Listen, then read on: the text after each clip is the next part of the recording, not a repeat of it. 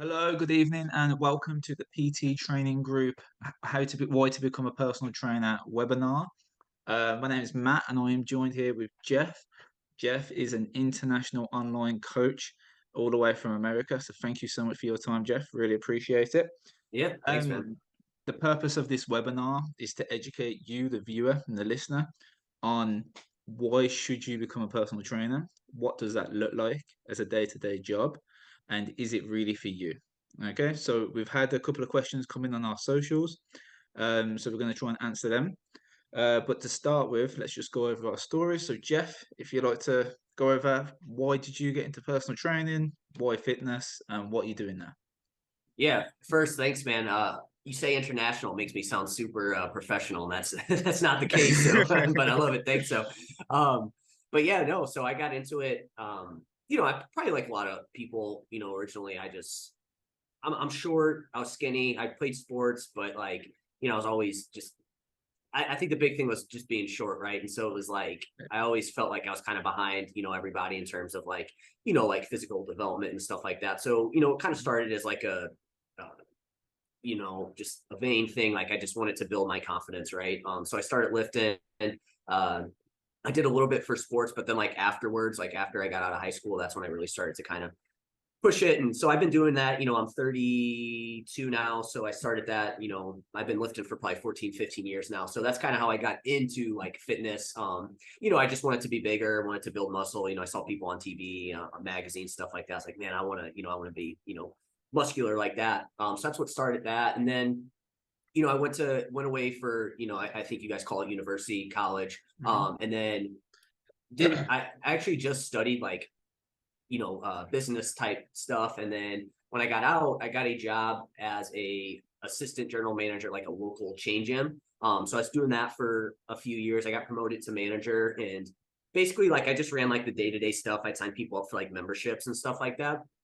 And I never actually got to like work with, like I would sell some personal training, but I never actually got to like work with people one-on-one. Right. And like, I just kind of got sick of signing people up. Like I would get to know them and then I would hand them off. And then like 75% of the time, like I never would see them again, like come into the gym. So it kind of sucked to like talk to them, get them excited about like getting into their fitness. And then, I'd hand them off to either a trainer that maybe wasn't as great as maybe it wasn't a great fit, or like, again, they just, how it is, people sign up for gym memberships and then they don't show up. So that was pretty disheartening. And I just felt like with my job, I wasn't really going anywhere. So I just kind of had this weird, I had a mentor at the time. He was my personal trainer at the time. He kind of started talking me into doing some personal training. And so I ended up quitting my full-time job to become a personal trainer. And with the personal training gig that I got, you only made money if you worked with people, right? So I basically was giving up a full-time income to become a trainer, right? I just knew that I wanted to do more. And I loved being able to work with people. And I just kind of like the ins and outs of training, right? Like kind of the, kind of more nerdier type stuff. Sorry, Um, mate. Sorry to jump in. Just got to yeah, ask. When you made that decision to go full-time personal training and give up that stable money that you was receiving, how did that feel to you? Was you yeah. excited for that, or was that a big thing for you? It was a big thing because I was 26, so I wasn't like Mm, 21 years old, right? I was 26. Luckily, I still lived with my parents at the time, so that definitely helped me out for sure, right? mm, But it was challenging. I remember I put in my 2 weeks, and uh, basically they acted like they were going to kind of help me out with everything, and then all of a sudden, like they told me that it was like, okay, well let's see what happens here. But anyway, so with that, like again, giving up your full time gig to go be a trainer was definitely like I was nervous, right, for sure. yeah. And then it took me a little bit. There's kind of a longer backstory to that. I don't want to dive in too much to that. I've kind of written about it on a blog, so I can send that over. But like I Mhm. wasn't able to train for a couple months because this company that I went to go train for was within the company that I was the manager for, so I couldn't train for a couple months. So it's like I dropped that full time income, and then I couldn't train for a couple months, and you only make money when you're training people. So it was like it was a tough 3 to 4 months there for me. Definitely nerve wracking, but uh, I just kind of bet on myself with it, right? I think that was the kind of the big thing there is I just bet on myself, and I knew that I wanted to do this. But at the time, like looking back, if I was my age now, I don't know if I would be able to to make that jump again. But it's just one of those things where I just kind of ripped the band-aid off and did it. And luckily I just never gave up really. Yeah, this was a huge thing for me as well. So getting into fitness, I had the opposite problem to you. I was tall and I was fat.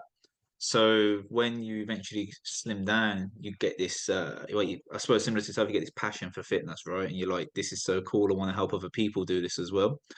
Um, but yeah, as you say, giving up that full-time gig to become a full-time trainer and taking off that stable income, that for me was terrifying. Like at the time, absolutely terrifying. I actually spent 3 years, I think it was, training people in their homes whilst keeping a part-time gig, just because I was so scared to jump straight into the gym environment.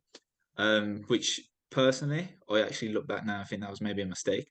So I think, like you say, you do need to bet on yourself, rip the band-aid off, and dive in.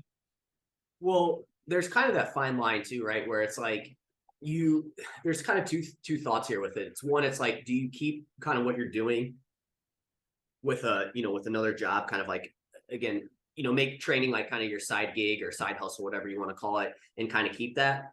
But I definitely think this is a job where you almost need to kind of throw yourself completely at it to Mm. really build your business. It's really hard. I've seen a lot of people in the past kind of try to do both, and it's sometimes hard for those people to do that. But at the same time, you have to look at your situation, and is it smart for somebody that's 30 years old and wants to switch? Like, I don't think that's too late. You can still do it, but is that smart for you to just completely quit what you're doing? Maybe you have bills, you have a mortgage, you have So kids. It's like you kind of have to weigh the pros and cons of your specific situation. I think the earlier you can get started, the better. But definitely.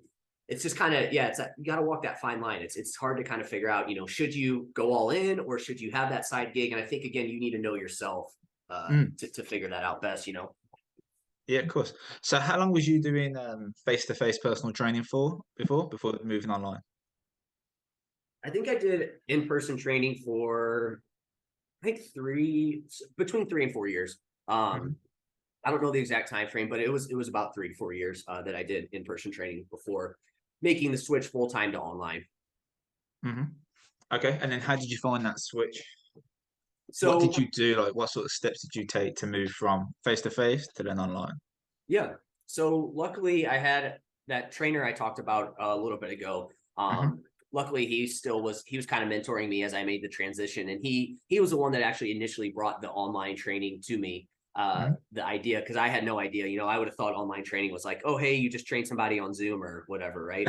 um but it's actually a little bit different than that, and he was kind of explaining it to me. So luckily with him, me and him kind of started our own little business initially. Hmm. um this was probably like 6 to 12 months into my when I started training in person. So Hmm. I had a few like people that I would reach out to, and I kind of got my feet wet early with it. But again, it was very like, there was not a sustainable business or anything like that. So I Hmm. did start it early. So that was probably one thing that was really helpful for me, was I was able to start it early in the process.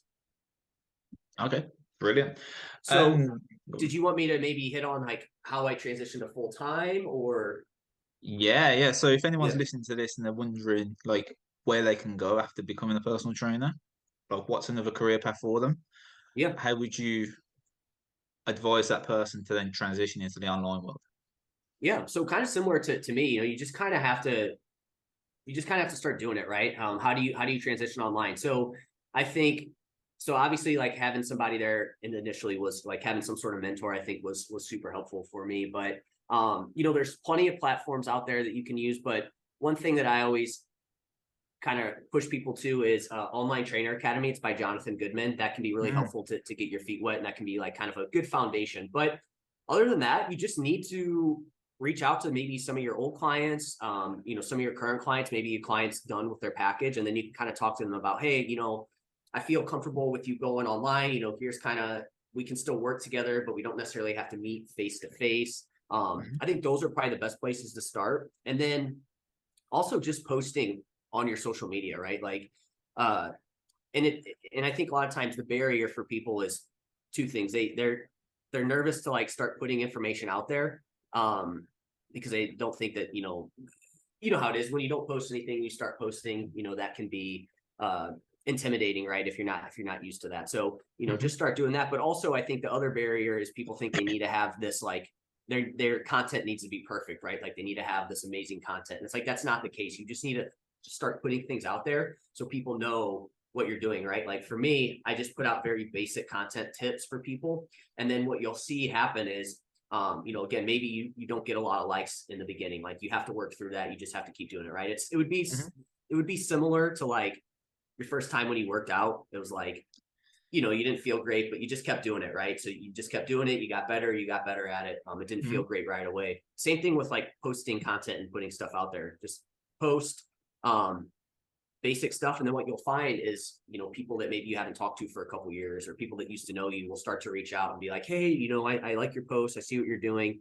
Um, and I think that's a great way to kind of go about it. And if you see that people like your stuff, the tips, you know, maybe reach out and again, don't come at it from like a standpoint of like, oh, hey, I'm going to get this person as a client. Just go at it as like, hey, I'm just going to check in, see how this person's doing. Because I think when it comes to social media, we kind of forget that at the end of the day, you know, the word social's in it, right? So it is Yeah. supposed to be something that's social, right? So I'd say that's a great way to kind of transition into Yeah. online And training. and there's a real person at the end of that message, right? Like you're messaging an actual like human being who has their own stuff going on. Like sometimes it's easy to look at social media, just see the name, and then just treat it as a name or a number or whatever, right? Rather than the actual human. That's really good. So one thing I'd like to ask you is, what are like the biggest pros for you of being an online coach? Like, why should someone become an online coach, in your opinion? Yeah. Well, yeah. No, I think there's probably two big reasons. I think the first is, you know, when you're in person, you're limited to the people that can come and reach you, right? Hmm. I think that's a big constraint, right? Is yes, you get to really work hands on with people, but you're limited to people that are within a certain radius of you Hmm. because you know you can't expect somebody to travel 3 hours to come see you every day. So, you know, I think that's the first big one is that you're able to reach people all over the world, right? Before we started recording, I was telling you I have a couple clients in the UK, I have a Hmm. client in New Zealand, I have a client in Ireland. I've had International some trainer, man.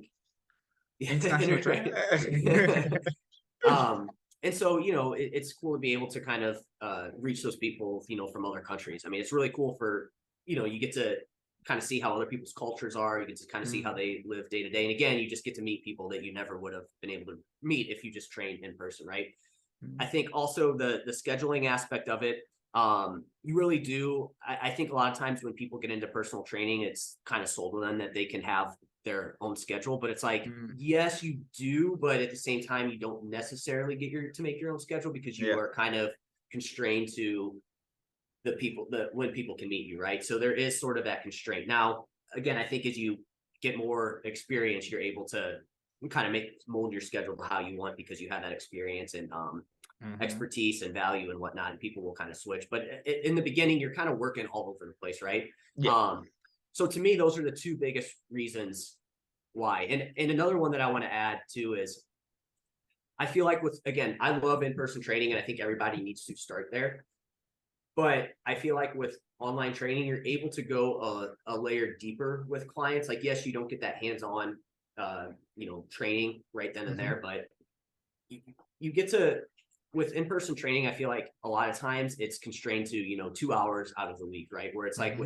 with online training, I feel like you really get to dive into everybody's like lifestyle and you really get to take, you know, you get to work more on nutrition and just things outside of the gym. And I think you can really show people how important that side of things are. Whereas again, in person, it's like you're kind of constrained to just that time with that Hmm. client. Nah, I love that, man. I love that. What about the cons? Is there any cons for you about online training? Yeah, 100%. You know, I'm glad you asked that too, because I could sit here and you hear that and you think it was all perfect. But with anything, you know, there's definitely some downsides. Hmm. You know, downsides are it's not for everybody, right? It's not for every Hmm. type of client. You can't.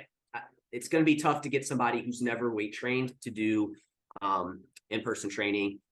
Older population probably going to be challenging because there's going to be, you know, there's technology involved, right? There's going to be some Hmm. apps and just things like that. So I would say that's a big downside. Again, you don't get that immediate feedback of that face to face where you get to talk to the client, you get to see how they move. So there is a little bit of lag time in terms of getting that feedback from how a client moves and again how they actually perform in their workouts, because I think that's a big part of it. Right now, there's things that you can do. You can do phone calls, you can do Zoom calls like this with these clients, and then you can get form videos, right? But not every client is going to feel super comfortable doing that. So I would say the biggest probably con is that it's not going to be for everybody. You can't just have everybody do it. The other is, if you don't have good systems in place, it can be challenging. That's going to be something that holds you back. God, what was the other con I had in my mind? And I think this goes back to the level of the client, but if they're not motivated, some clients need that time to meet with somebody to go work out. And for some clients, that can be a challenge, right? Where it's like they don't have anybody, like they don't have to go meet somebody at that time. So it's easier for them to just be like, I'm not going to go today and push it off. And so there's that. But on top of it, I have had, and this happens in person too, but sometimes it can be tough to communicate with certain clients if they're not very good at like the technology thing, kind of like I said. So I would say those are the biggest cons of it. But again, I'm glad you asked that, because I think people do need to know that there are some potential downsides to it for sure. Yeah, I think it's really important. Like you say, when you're kind of being sold to go onto a personal training course and become a personal trainer, the easiest sell is that, oh, well, you get to pick your own hours. And that's not necessarily true, right? Especially not at the beginning. Like you say, you're kind of having to work to other people's hours, especially at the beginning, obviously getting these clients in and starting and building a name for yourself in general. So yeah, Jeff, thanks very much for like explaining your story. Absolutely Yeah. love that. Just a little bit on my story is that, like I said, opposite problem to Jeff. I was a fat boy. Got into fitness, dropped a little bit of weight, loved the fitness, and was like, oh, I should get paid for this. Done my qualifications, started the in-person training. Like I say, I was terrified of going all in, absolutely terrified. Kept my part-time job. Started training people in their homes. Didn't drive at the time. That was so hard, busting it Yeah. around with equipment. Yeah. Um, and then life happened, and I ended up having to lose that job, and I just went all in on a gym and started the one-to-one personal training. Obviously, you only got paid when you got clients, so that was obviously a big worry. But once you dive in, it can work for you, and it can work pretty well. However, it isn't all sunshines and rainbows. Some cons I found, and you can dive in on this at any time, Jeff, as well, is like you say, you don't actually get to pick your own hours. If you don't have a good gym, fortunately I did, but I know some personal trainers have had shockers with their gyms and they're not very supportive. They'll come in, they'll take the rent money off you every month, but they won't support you in building your own business. My gym, I was really lucky; they really were supportive. Um, yeah, and then things like clients just not turning up for sessions, man. Like Yeah. that's a big one, right? Yeah, Happens I, a lot. I I would I would say there, and I'm sure you agree with this. Like the big thing with that is, make sure you have some sort of system set up to where, like, if a client no shows you, it's like, hey, you're getting charged for this session, right? Like my time's Yeah. valuable, because if you don't state that up front, Mhm. certain clients, unfortunately, this is with anything, certain Yeah, people are going to take advantage of that. they do definitely. Yeah, so definitely work into those sort of systems, like Jeff says. What else is there? Like, what are the big cons you've noticed on face to face? So for me, it's always people not turning up, maybe, or canceling last minute. It's kind of like the time aspect for me. I would say the one of the ones that kind of got to me towards the end was I just felt like clients sometimes rely on you a little bit too much in that time. I feel like where it's like a lot Mm. of the in-person clients I felt like were kind of expecting me to like get them results in like 2 hours out of the week, when it was like, Yeah, and I feel like sometimes that just kind of that can't this isn't going to be the case for everybody. Like if you have athletes or things like that, that's not the case. But I think if you have Gen Pop, you just need to be careful to where, like, I feel like some of the clientele that are gonna be geared towards in-person training are people that like just, they think that they don't have to do anything else outside of the time they're training. yeah. It's the clients that you see just absolutely kill it in the gym, and then you see them 30 minutes later and they're holding the Gregs, and you're like, oh, great, cheers, nice one. Yep. Um, Go ahead. oh, go on. What was you gonna say? I nothing. I was there was a. I don't know if you're going to ask it. I just had a few things about like just kind of things that I think are important to like. I think for in-person training, but also online too. But we can save Nah, that. But please, now go on, just. well, I was just going to say there's a couple big things that helped me. And I feel like when I see other trainers, I feel like this is where they end up failing. So a couple things. Mhm. One, you have to be at like you can't expect to be doing it for 3 months and you're going to get all these clients. It's not going to happen. If anybody says that, they're bullshitting you. Like it's going to take some time. You need to be in it for the long haul. This isn't a job that's a quick get rich scheme. Like it's Mhm. going to take time. And so, I think that's important for people to know that it's going to take time to build your business, and you have to Mhm. be in it for the long haul. Just like I think most people that get into fitness, they enjoy fitness themselves, and it's the same thing. Like you can't expect to just go and show up for a month and then you're booked with clients. Like it took you a while to change your body. It's going to be the Mhm. same kind of principle applies for building your business too. It's going to take time.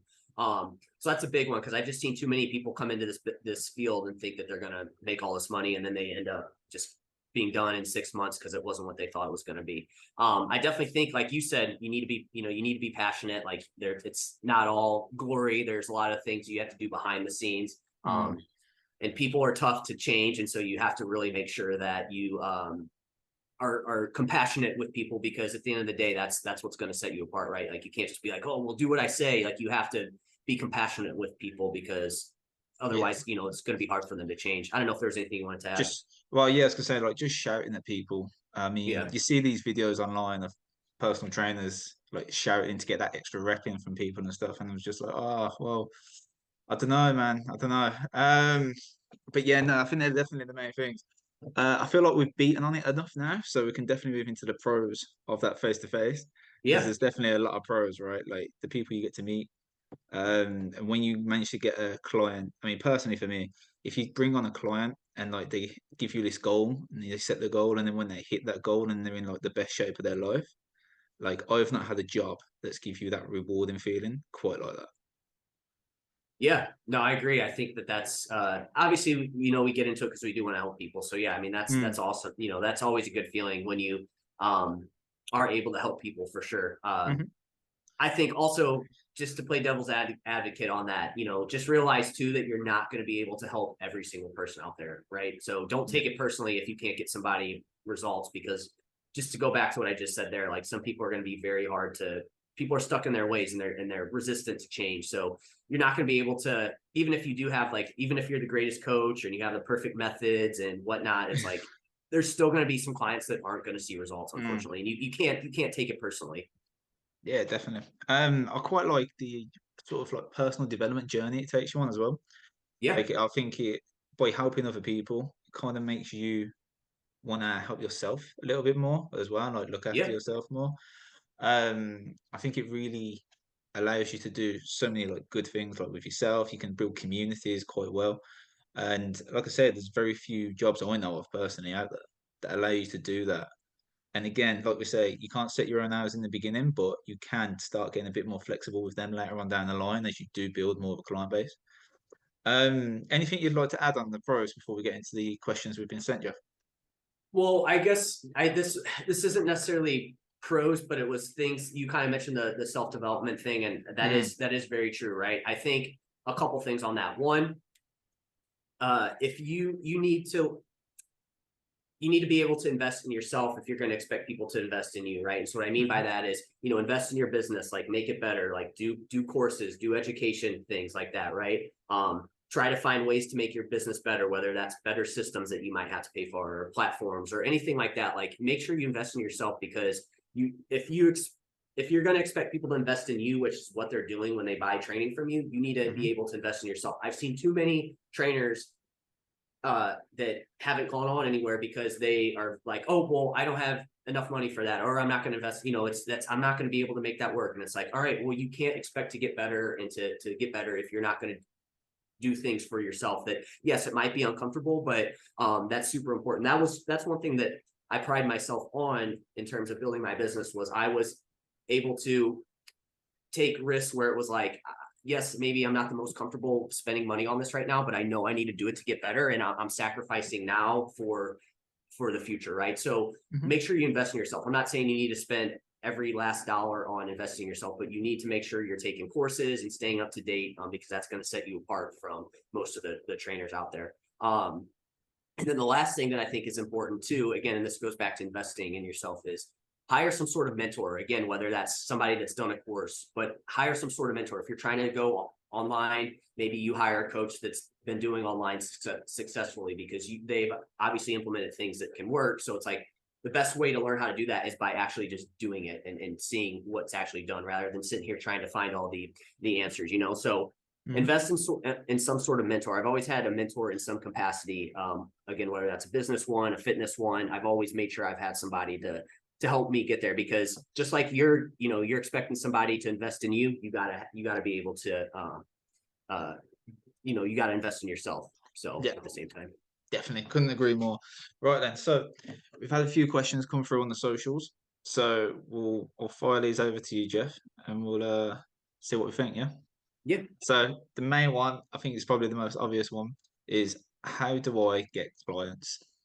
yeah, Well, online or in person or so either this would be in person, but then in yeah, person. let's start with in person. Yeah. Yeah, so I think depends on your gym situation. I think if you have like talk to people at the gym that are already Mm, there. I think that's important.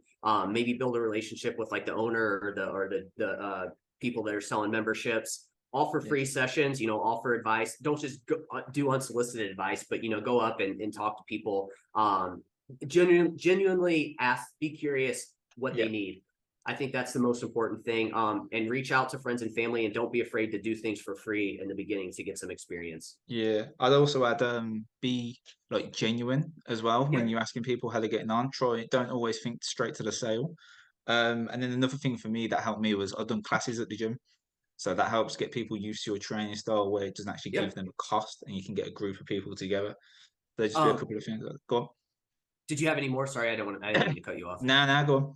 Well, I just want to go back to the posting on social media thing. I think that's Mhm. important too in today's world to be able to do that. And like I said, don't feel like you need to do it some crazy post. Just keep it simple. And even if people aren't liking it, that doesn't mean they're not paying attention to you. I've had so many people that have never liked my stuff end up reaching out for coaching and or like, hey man, I love your stuff. It's helped me out. And again, they never even like my stuff. So I think I just was one of those, to be honest with yeah, I you. love it. See, Yeah.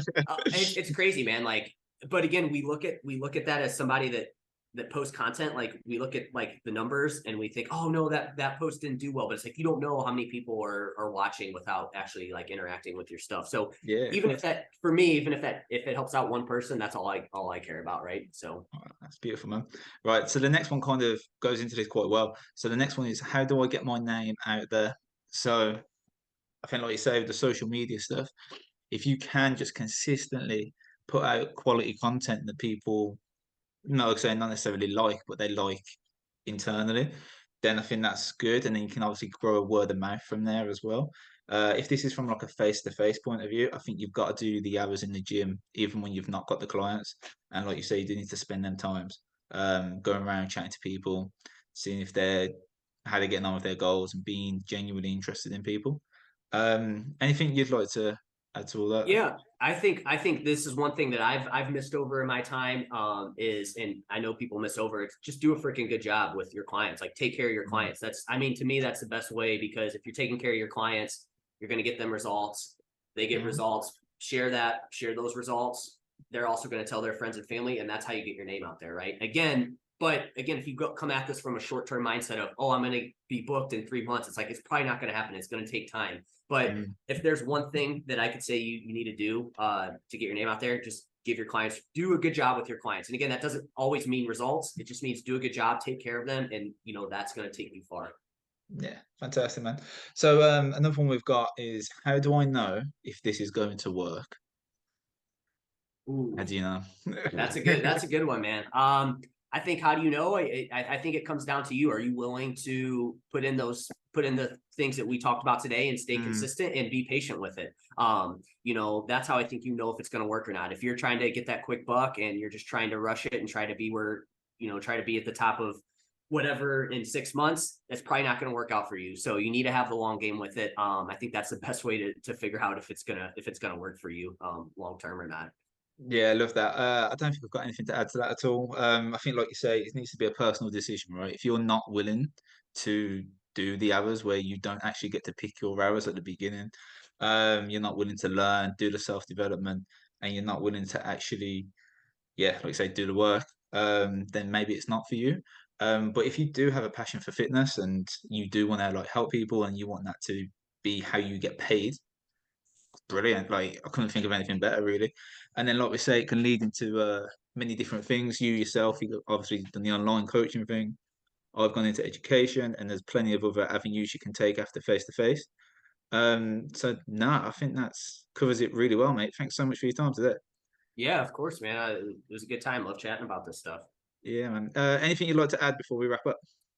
Um, I think just to sum it up, again, I think you got to be patient, invest in yourself, and take care of your Mm, clients, and you're gonna be well on your way. yeah, indeed. And I think, like you said, there's a lot of different avenues that you can take to. It's not just geared to training. You know, you can do, you could, like you said, get on the education side of things. You can Mm, write. You can do podcasts. There's a lot of different avenues that you can hmm. go into Of with it course, yeah. long term.